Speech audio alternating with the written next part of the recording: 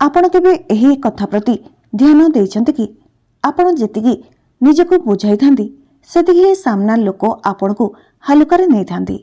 जेबे आपण सफाई देई थांती तो से संदेह करथांती, आपण तार कारण कहिथांती तो से न्याय करथांती, आपण सत कहिथांती तो तथापि से आपण को भूल बुझी थांती।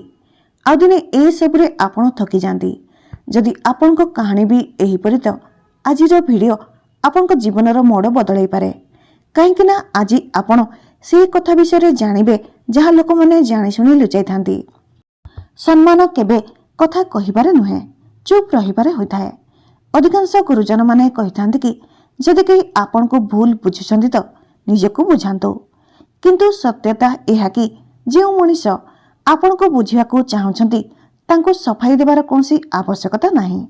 आ जे आपण को भूल प्रमाणित करिया पई चाहुछन्ती तांको आपण को सफाई रे कोनसी फरक पड़े नाही। आपण जेते कथा कहिथांती सेते अधिक निज भैल्यू कम करथांती, काहेकि ना कम भैल्यू हेले न्याय करथांती, अधिक भैल्यू देखि ही निष्पत्ति करथांती। लोक माने आपण को चुप रहिबारे काहेकि डरथांती, ध्यान दे शुणंतु। जेबे आपण चुप रहिथांती तो सामना व्यक्ति भाबियाकू लागिथाए ए काहेकि किछि कहउनांती, एनको काहेकि किछि फरक पड़ नाही, कोन आपणकर किछि आवश्यक नाही। आउ एहा ठारू ही तांको मस्तिष्क नियंत्रण हरै देइथाए, काहेकि ना कोलाहल दुर्बल लोक माने करिथांती ओ नीरव शक्तिशाली लोक रहिथांती। आपणको नीरवता एक अदृश्य चेतावनी होइथाए। सम्मान पाइबार असली सूत्र जानतु। सम्मानर वास्तव सत्य हेउछि कि सम्मान भल हेबारे नुहे, सम्मान सीमा निर्धारण करिबारे होइथाए। सीमा शब्दरे नुहे, व्यवहार होइथाए। जेबे आपण बुझेइबा बंद कर दियंती, बारंबार सफाई देबा छाड़ी दियंती, प्रत्येक थर जस्टिफाई करंती नाही, सेतेबेले लोक माने आपण को गभीर भावरे नेबाकू बाध्य होई जांती। एबे चलंतु जानिबा सेही तीनोटी जगह जेउठी तुरंत चुप होई जिबा उचित। प्रथम, जेबे कही आपण को हतोत्साह करे, जदि सामना व्यक्ति आपण को क्रोधित करिया पई चाहुचंती तो सेतेबेले चुप रुहंतु, काहेकि ना आपण को प्रतिक्रिया तांको उपभोग होइथाए।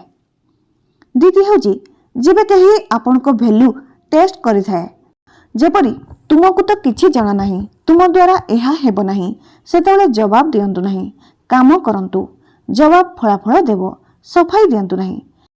जेबे कही आपण को दोषी अनुभव करिया को चाहिए से कहिथांती तुमे बदली जाइछ, आगुर एपरि नथिल, सेपरि जगारे चुप रुहंतु। बहुत लोक माने डरि थांती कि जदि मो चुप होई जिवि तो लोक माने दूर होई जिवे। जे लोक माने आपण को नीरव रहिबा हेतु दूर होई जंती से प्रथमरु ही आपण को साथरे नथिले। चुप रहिबा एकांतता होई नथाए, चुप रहिबा आत्मसम्मान होइथाए। दिने एपरि समय आसीथाए जेबे आपण उत्तर देबा बंद कर दियंती, से दिन लोक माने दी अर्थ बाहर करथांती, लोक माने स्पष्टीकरण मागिथांती, लोक माने हठात विनम्र होई जांती, काहेकि ना आपण शक्ति फेराई नियंती। जे कम कथा कहिथांती से ऊपर को उठी जांती। वास्तव जीवनर उदाहरण, गोटे झीटीए समस्त को खुशी करिया पई सबुबेले कथा कहिथाए, सबु द्वंद्व को दूर करथाए, किंतु सम्मान मिल न थाए। दिने से सब कथा कहिबा बंद करदेला और चुप रहिबा शिखिगला। ना लड़ई, ना सफाई, ना न्याय मागिला। धीरे धीरे लोकंकर स्वर बदली गला, लोकंक व्यवहार बदली गला, काहेकि ना से आउ निर्भर नथिला। तीनोटी अभ्यास करंतु। जवाब देबा पूर्व किछि समय अटंगंतु। सब प्रश्नर जवाब देबा जरूरी नुहे, निज शक्तिर सुरक्षा करंतु। प्रत्येक स्पष्टीकरण आपणक शक्ति को खाई थाए। जदि कहीं आपणक भैल्यू बुझी पारु नाहंती तो ताहा आपणक क्षति नुहे, आपणक शुद्धता अटे। चुप रहिबा आपणक नीरव करि न थाए, बरम आपणक विपदपूर्ण देखाई थाए। जदि एही कथा गुडी को आपण मन रखिबे तो आपण निश्चय बदली जिवे। मन रखंतु, जेबे आपण चुप रहिथांती तो लोक माने आपे आपण को डरिबा को लागिथांती। जीवन में सबुले शांत रुहंतु, देखिबे आपण निजे निजको बहुत मजबूत अनुभव करिवे। लुहा जेबे ठंडा होइथाए सेतेबेले बहुत मजबूत होइथाए, किंतु जेबे गरम होइथाए तो केही भी तार आकार बदलाई पारे। एथिपाई जेबे आपण को क्रोध आसे तो शांत रुहंतु। जदि केही व्यक्ति आपण को ईर्ष्या करूछंती तो एथिरे आपणकर कोनोसी भूल नाही, ବରଂ ଏହା ଆପଣଙ୍କ ଯୋଗ୍ୟତା ଅଟେ ଯାହା ତାଙ୍କୁ ଜଳିବାକୁ ବାଧ୍ୟ କରିଦେଇଥାଏ। ଏଥିପାଇଁ ନିଜ କ୍ଷମତାକୁ ବଢ଼ାନ୍ତୁ। ଚୁଗୁଲିର ଧାର ଏତେ ତେଜ ହୋଇଥାଏ କି ରକ୍ତ ସମ୍ପର୍କ ବି କାଟି ଦେଇପାରେ। ସମସ୍ତଙ୍କୁ ସମ୍ମାନ କରନ୍ତୁ, କିନ୍ତୁ ଯେଉଁଠି ଆତ୍ମସମ୍ମାନ ନାହିଁ ସେଠାରୁ ଦୂରେଇ ଯିବା ହିଁ ବୁଦ୍ଧିମାନୀ ହୋଇଥାଏ। ଜୀବନରେ କିଛି ନ କରିବା ଅପେକ୍ଷା ଚେଷ୍ଟା କରିବା ଲାଭପ୍ରଦ। ଜୀବନ ବହୁତ ସହଜ ହୋଇଯାଏ ଯେବେ ଆପଣ କାହାକୁ ସଫାଇ ଦେବା ଛାଡ଼ି ଦିଅନ୍ତି। ଚୁପ୍ ରୁହନ୍ତୁ, ନଚେତ୍ ଏପରି କଥା କୁହନ୍ତୁ ଯାହା ନୀରବତା ଠାରୁ ଭଲ ହୋଇଥାଏ। ଆଚାର୍ଯ୍ୟ ଚାଣକ୍ୟ କହିଛନ୍ତି କି ଯେବେ ପର୍ଯ୍ୟନ୍ତ କୌଣସି ଜିନିଷ ସହଜରେ ଉପଲବ୍ଧ ହୋଇଥାଏ ସେତେ ପର୍ଯ୍ୟନ୍ତ ତାର ଖାତିର ହୋଇନଥାଏ, କିନ୍ତୁ ଯେବେ ତାହା ଦୁର୍ଲଭ ହୋଇଯାଏ ତ ଲୋକମାନେ ତାକୁ ପାଇବା ପାଇଁ କିଛି ବି କରିବା ପାଇଁ ପ୍ରସ୍ତୁତ ହୋଇଯାନ୍ତି। ଲୋକଙ୍କୁ ପ୍ରତ୍ୟେକ କଥା ଖୋଲିକରି କୁହନ୍ତୁ ନାହିଁ। ଯେବେ ଲୋକମାନେ ଆପଣଙ୍କ ବିଷୟରେ ସବୁକିଛି ଜାଣି ଯାଇଥାନ୍ତି ତାଙ୍କ ରୁଚି ଶେଷ ହୋଇଯାଏ। ନିଜ ଦିନଚର୍ଯ୍ୟାରେ ପରିବର୍ତ୍ତନ ଆଣନ୍ତୁ। ଅଚାନକ ସମସ୍ତଙ୍କ ନଜରରୁ ଲୁଚି ଯାଆନ୍ତୁ। ନିଜ ବ୍ୟକ୍ତିତ୍ୱରେ ଗମ୍ଭୀରତା ଆଣନ୍ତୁ। ଯେବେ ଆପଣ ହସ ମଜା କରିବେ ତ ଲୋକମାନେ ଆପଣଙ୍କୁ ହାଲୁକାରେ ନେବେ, କିନ୍ତୁ ଯେବେ ଆପଣ ଶବ୍ଦ ଓ କାମରେ ଗଭୀରତା ଆଣିବେ ତ ଲୋକମାନେ ଆପଣଙ୍କୁ ଗମ୍ଭୀରତାରେ ନେବେ। ଆଉ ଯଦି ଆପଣ ଭିଡ଼ର ଅଂଶ ହୋଇଯିବେ ତ କେହି ଆପଣଙ୍କୁ ଧ୍ୟାନ ଦେବେ ନାହିଁ, କିନ୍ତୁ ଯଦି ଆପଣ କିଛି ଅଲଗା କରିବେ ତ ଲୋକମାନେ ଆପଣଙ୍କୁ ଖୋଜିବେ।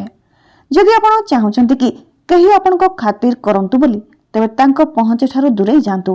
ଯିଏ ଆପଣଙ୍କୁ ଅଣଦେଖା କରୁଛନ୍ତି ତାଙ୍କୁ ସମ୍ପୂର୍ଣ୍ଣ ଅଣଦେଖା କରିଦିଅନ୍ତୁ। ଯିଏ ଆପଣଙ୍କ ପାଇଁ ସମୟ ଦେଉନାହାନ୍ତି ତାଙ୍କ ପାଇଁ ଆପଣ ସମୟ ବାହାର କରନ୍ତୁ ନାହିଁ। ତାଙ୍କୁ ଏହା ଅନୁଭବ କରାନ୍ତୁ କି ଆପଣ ଆଉ ଏବେ ପୂର୍ବ ପରି ନାହାନ୍ତି। ଯେବେ ଲୋକମାନେ ଆପଣଙ୍କୁ ହରାଇବାର ଭୟ ଅନୁଭବ କରିବେ ତ ସେତେବେଳେ ସେମାନେ ଆପଣଙ୍କର ଖାତିର କରିବେ। ତେବେ ଲୋକଙ୍କ ମସ୍ତିଷ୍କରେ ନିଜ ଖାତିର କରିବା କିପରି ବଢ଼ାଇବେ, ଏଥିପାଇଁ ଜାଣନ୍ତୁ 3ଟି ରଣନୀତି। ପ୍ରଥମ, ଆତ୍ମନିର୍ଭର ହୁଅନ୍ତୁ। ଦରକାର ସମୟରେ କାମ ଆସୁଥିବା ଲୋକ ନୁହେଁ। ମନେ ରଖନ୍ତୁ, ଏହି ଦୁନିଆରେ ସେହି ଲୋକମାନଙ୍କର ସମ୍ମାନ ହୋଇଥାଏ ଯେ ନିଜ ଦମରେ ଠିଆ ହୋଇଥାନ୍ତି। ଯଦି ଆପଣ କାହା ବିନା ଅଧୁରା ଅଟନ୍ତି ତ ଲୋକମାନେ ଆପଣଙ୍କୁ କେବେ ସିରିୟସ୍ ନେବେ ନାହିଁ। ଯେବେ ପର୍ଯ୍ୟନ୍ତ ଆପଣ ଅନ୍ୟ ଉପରେ ନିର୍ଭର ରହିବେ ସେତେ ପର୍ଯ୍ୟନ୍ତ ଲୋକମାନେ ଆପଣଙ୍କୁ ଅଣଦେଖା କରିବେ, କିନ୍ତୁ ଯେବେ ଆପଣ ଆତ୍ମନିର୍ଭର ହେବେ ତ ସେହି ଲୋକମାନେ ଆପଣଙ୍କୁ ପାଇବା ପାଇଁ ତରସିବେ। ଦ୍ୱିତୀୟ ହେଉଛି ନିଜ ସମୟର ମୂଲ୍ୟ ବୁଝନ୍ତୁ।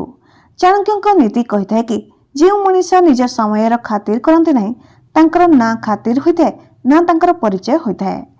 ଆପଣଙ୍କୁ ଏମିତି ବ୍ୟକ୍ତି ହେବାକୁ ହେବ ଯାହା ପାଖରେ କିଛି ଖାସ୍ କରିବା ପାଇଁ ଥିବ। ଯେଉଁ ଲୋକଙ୍କୁ ଲାଗିବ କି ଆପଣ ବ୍ୟସ୍ତ ମଣିଷ ତ ସେମାନେ ନିଜେ ଆପଣଙ୍କ ପାଖକୁ ଆସିବାକୁ ଚେଷ୍ଟା କରିବେ। ତୃତୀୟ ହେଉଛି ନିଜକୁ ଏତେ ମଜବୁତ କରିନିଅନ୍ତୁ କି ଓ ନିଜ ବ୍ୟକ୍ତିତ୍ୱକୁ ଏତେ ଭଲ କରିଦିଅନ୍ତୁ କି ଲୋକମାନେ ଆପଣଙ୍କ ଅନୁପସ୍ଥିତିକୁ ଅନୁଭବ କରିବେ। ନିଜକୁ ଏପରି ଶୀର୍ଷତାରେ ପହଞ୍ଚାନ୍ତୁ କି ଲୋକମାନେ ଆପଣଙ୍କ କଥାକୁ ଗୁରୁତ୍ୱ ଦେବେ। ଯେବେ ଆପଣଙ୍କ ପାଖରେ ଜ୍ଞାନ, ସଫଳତା ଓ ଆତ୍ମବିଶ୍ୱାସ ହେବ ତ ଆପଣଙ୍କୁ ଅଣଦେଖା କରୁଥିବା ମଣିଷ ବି ଖୋଜିବେ। ନିଜକୁ ଦୁର୍ବଳ ଦେଖାନ୍ତୁ ନାହିଁ।